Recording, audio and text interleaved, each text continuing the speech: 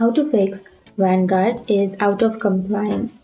So if you want to fix your Vanguard or your Valorant, then first you need to open up your apps and then you need to search for Valorant, and here you will have your application, right? So you need to simply go for open file location and then again right click on it and then again go for open file location and again go for the right click, and here you can go for properties, and under your properties you will have compatibility.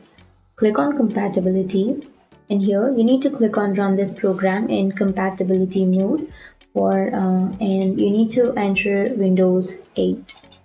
Once you've choose that, you need to click on apply, and once it's applied you need to click on OK, and once you've done that you need to restart your device, and once you've restarted your device you can go back to the Valorant, and now you won't have that problem. So that's it. That's how you fix your problem with your Valorant. And if you have any questions, feel free to comment below. Thanks for watching.